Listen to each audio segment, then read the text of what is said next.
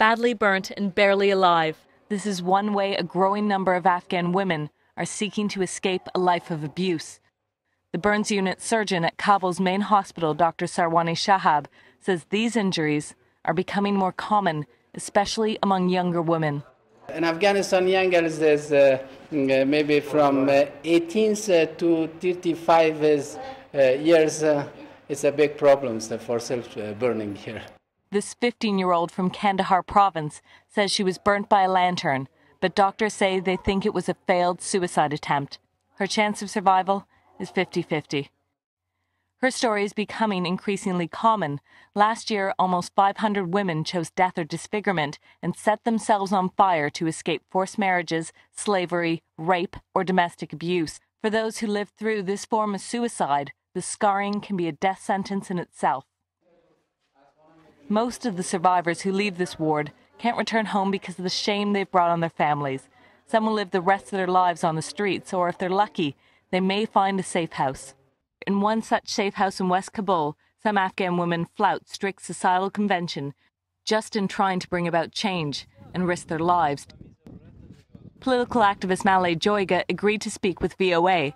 She was elected as an Afghan member of parliament in 2005, but was kicked out of government. She says it was because of her views. Security around Joiga is tight. It has to be. She survived 4 assassination attempts because of her fight for women's rights. They burn themselves in many cases because they prefer to die than to have like this hell life. It is so sad for me. It is impossible. I can't find the words to express my suffer, my sadness, my. But her work is having an impact. Razia, who wants to remain anonymous, says her failed suicide bid bought her freedom. A warlord from her village threatened to kill her if she didn't allow him to marry her 13-year-old daughter. As a war widow, she had no one to protect her. Razia hoped that if she died, an orphanage would take in her children. But she survived. A women's group found her in hospital and offered her and her children a safe house. She says the scars make her happy because they helped her find a better life.